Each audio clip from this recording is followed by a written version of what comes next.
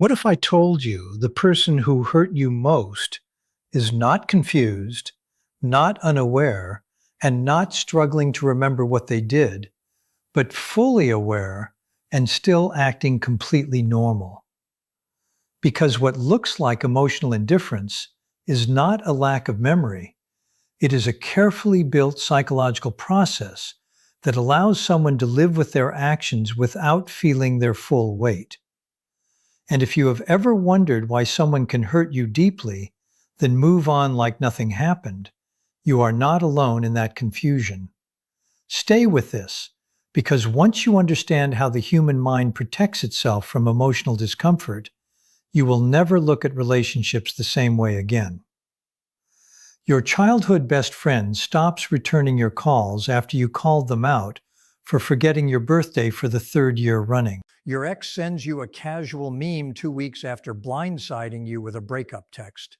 Your colleague who threw you under the bus in that meeting now asks to borrow your stapler like you're the best of friends. And you're standing there, mouth half open, wondering if you've slipped into some alternate dimension where pain just evaporates overnight. In those moments, nothing feels logical. You replay everything in your head trying to find a missing explanation, but instead you only get confusion because their actions and your expectations feel like different realities. Spoiler alert, you haven't lost your mind. They haven't forgotten what happened either, and what you're witnessing is not some strange glitch in human behavior. Quick favor before we go deeper into this, hit that subscribe button if you're tired of feeling like you're the only one who remembers being hurt. It genuinely helps the message reach more people who are trying to make sense of the same confusion. What you're dealing with here is not about memory loss or sudden personality changes. It's about people operating from a completely different internal system, one that shapes how they interpret what happened between you and them. They're not suffering from selective memory loss. They're operating from a completely different instruction manual than the one you're reading from, and that is the part most people struggle to accept. Because from your perspective, there are clear rules about how people should behave after they've hurt someone. But in their internal system, those rules are rewritten, adjusted, or softened until the original harm no longer feels as heavy. And once you understand that they're not following your emotional logic, the confusion starts to shift into something more grounded, even if it feels uncomfortable at first. This is where clarity begins to form. Let's start with the thing that keeps you up at night. Do they actually remember? The short answer is yes, and the longer answer is also yes, but it comes with layers that change how you interpret that fact. Memory doesn't work like a simple filing cabinet where people can just misplace the folder labeled "things I did that hurt someone." In reality, emotionally intense moments are often stored more strongly, not less. That confrontation where you finally expressed your pain, or the exact moment trust was broken, those details are often preserved with surprising clarity, even if they act like they are distant from it. But here's where it gets interesting in a way that most people don't expect. Remembering something and actually sitting with what it means are two completely different things in human psychology.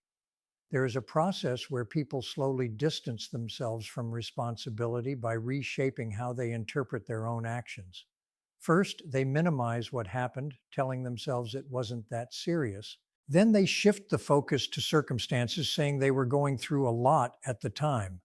And finally, they completely reframe the situation so that they appear as the one who was actually hurt, which makes it easier for them to move forward without guilt. Now, you might be thinking, okay, but why do they act so casually afterward? Why do they send memes, ask to borrow things, or speak to you like nothing significant ever happened between you? This is where emotional avoidance becomes important to understand. Avoidance doesn't always look like running away or cutting contact. Sometimes it looks like people moving past emotional discomfort so quickly that it seems like nothing affected them at all. But what is actually happening is that they are stepping around the discomfort rather than facing it, choosing the path that feels lighter in the moment instead of the one that requires reflection. Here is the uncomfortable truth that most people don't talk about.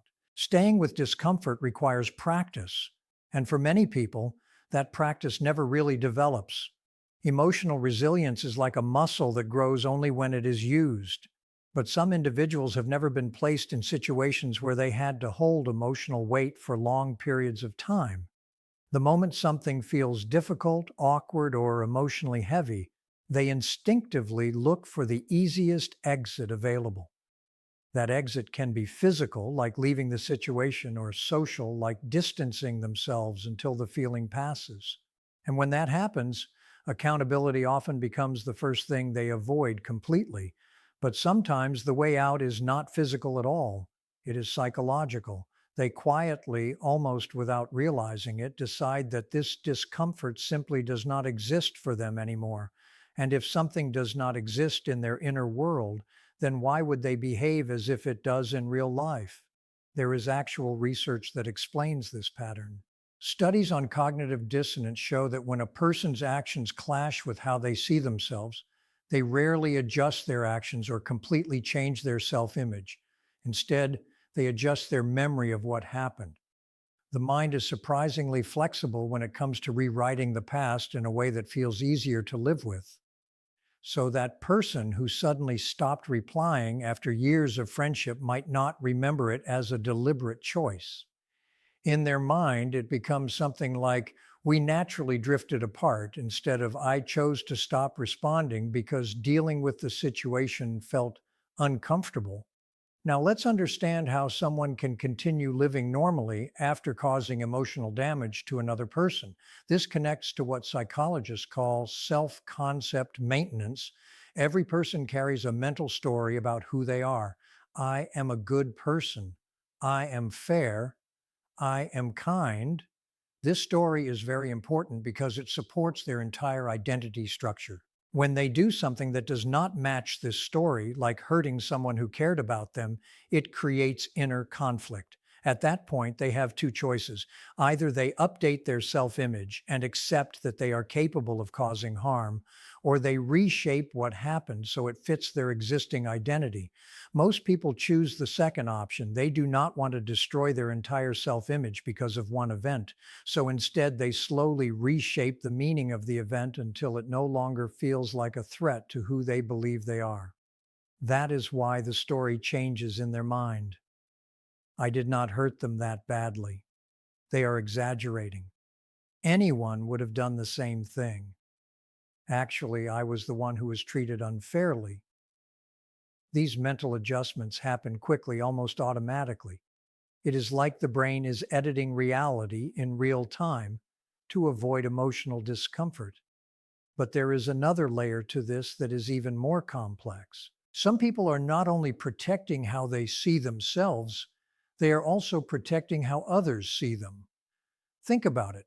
If they admit what actually happened, if they openly acknowledge the situation, it becomes a public sign that something needs to be addressed.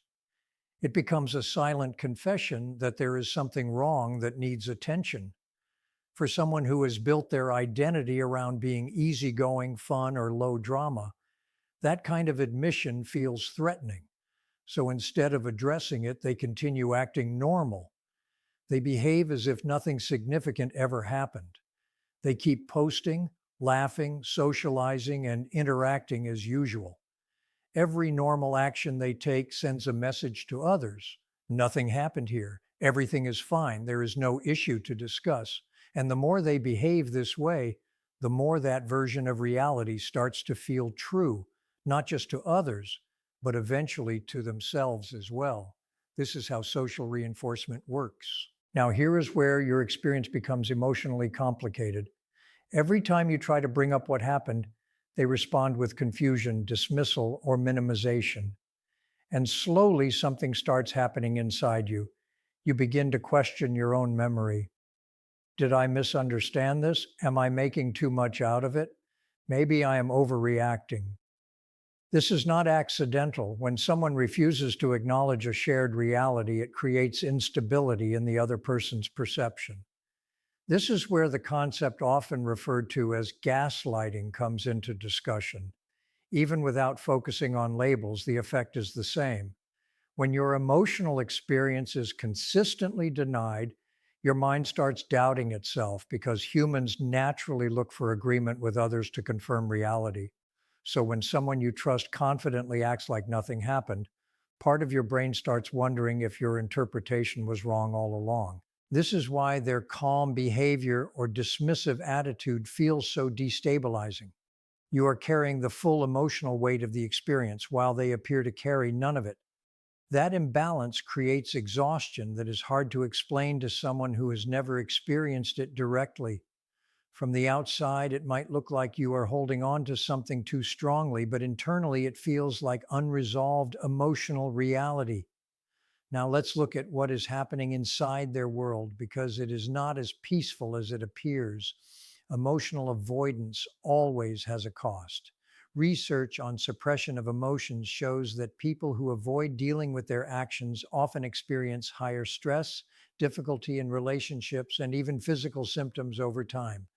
The calm they show is not always real calm. It is often controlled behavior, carefully maintained so they do not have to face what they are avoiding.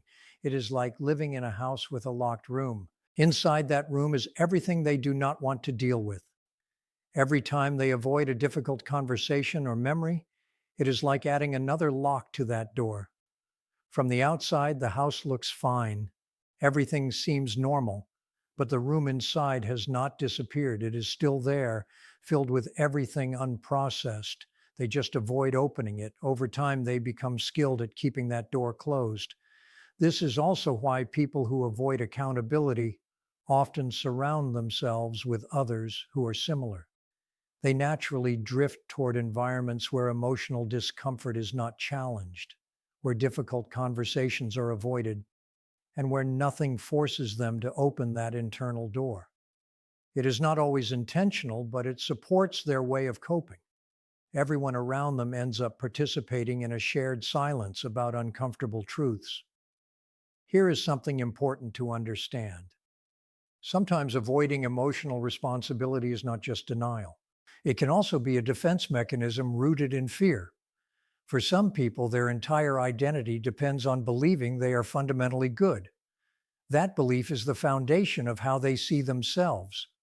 If they fully accept that they caused real emotional harm, it can shake that foundation deeply. And if someone has never learned how to rebuild their self-image after making mistakes, that realization can feel overwhelming. So instead of facing it, their mind protects them by avoiding it completely. It is not a conscious decision they make every day. It is a pattern running automatically in the background, a system designed to protect their emotional stability even if it creates damage in relationships. Now, the question that often comes up is why they seem completely fine. How can they act like nothing is wrong and even sleep peacefully? The truth is more complicated. Many of them are not fully disconnected from what happened. Instead, they redefine what caring means in a way that does not require emotional discomfort. In their mind, caring can simply mean thinking good thoughts about someone without actually engaging with the consequences of their actions. So they may believe they care, but only in a way that does not require reflection or accountability. It is a distant form of caring, one that does not require emotional effort. At the same time, empathy also becomes selective. It is easier for them to empathize with their own experience, their stress, their reasons, their intentions.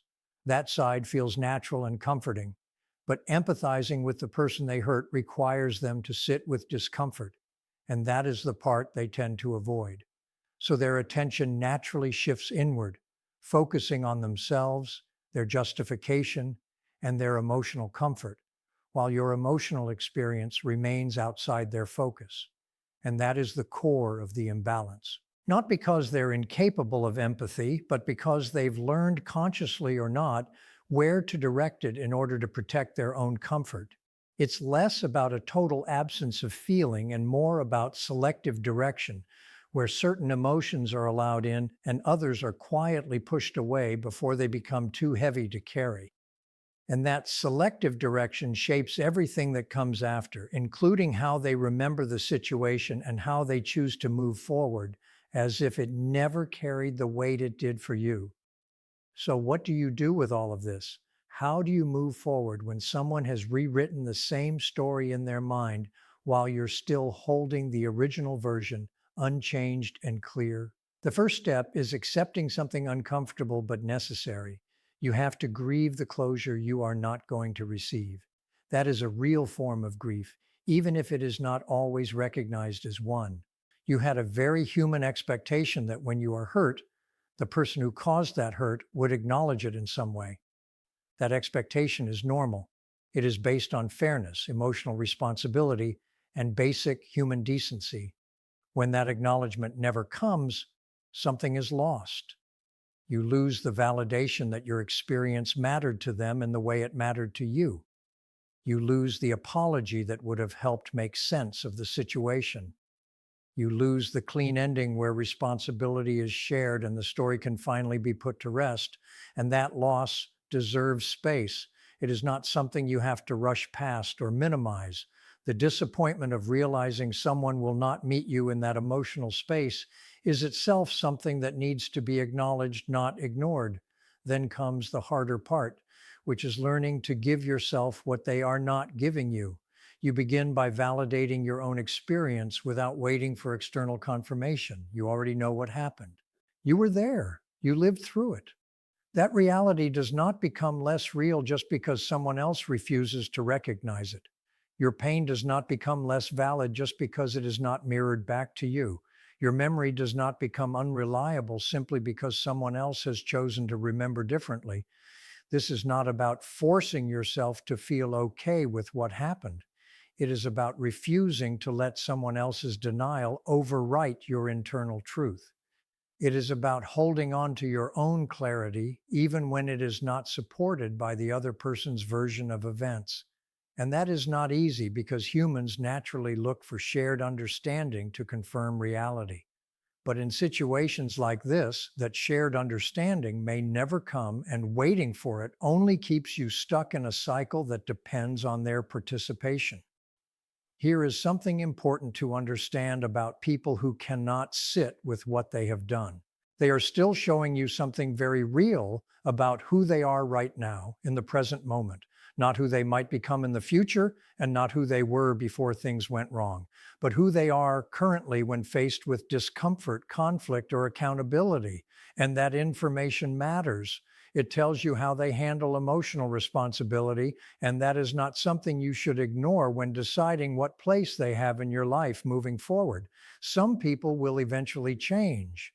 They will reflect, grow, and come back later with understanding and apology. That does happen. But it cannot be the foundation you build your emotional safety on because it is uncertain and not guaranteed. Other people will continue to reshape the story until the original version no longer exists in their mind at all. And in those cases, the healthiest thing you can do is accept that their capacity for emotional responsibility is limited in a way that directly affects how safe or unsafe they are for you emotionally. This is not about labeling someone as good or bad. It is about recognizing compatibility and emotional capacity. You may need honesty, reflection, and repair in relationships. They may avoid discomfort and difficult conversations.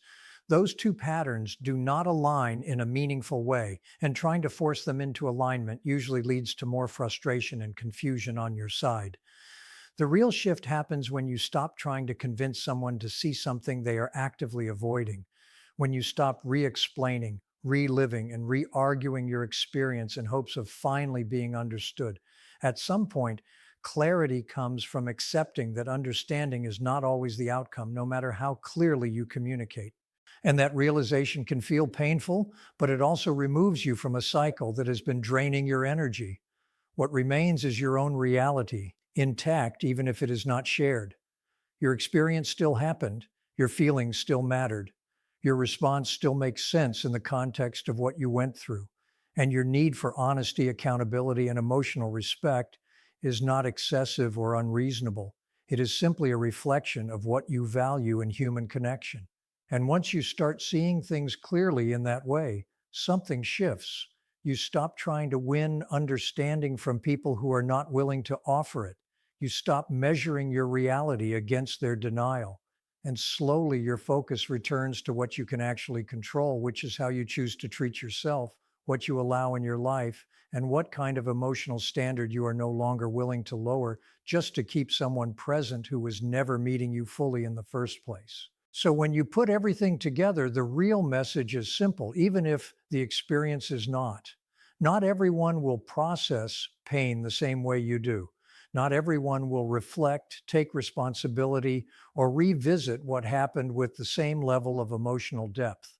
Some people move forward by avoiding discomfort, rewriting meaning, or focusing only on what keeps them mentally at ease. And because of that, you may sometimes find yourself holding memories and emotions that the other person no longer engages with in the same way. But your clarity does not lose value because of that difference. What happened to you was real in the way you experienced it. Your feelings were real in the moment they were felt. And your need for respect, understanding, and emotional care is not something that requires permission from someone else to be valid. It stands on its own. The difficult part is accepting that closure does not always come from others. Sometimes it has to be built internally through understanding, acceptance, and the decision to stop waiting for an answer that may never arrive in the form you expect. That does not mean forgetting. It means no longer letting unanswered situations define your emotional state. It means learning to hold your own experience without needing it to be confirmed by someone who has already moved in a different direction. And in that shift, something important happens. You stop trying to change what cannot be controlled. You stop repeating conversations that lead nowhere, and you start redirecting your energy toward your own stability, your own peace, and your own growth. In the end, the goal is not to force agreement on the past. The goal is to move forward without losing yourself in it.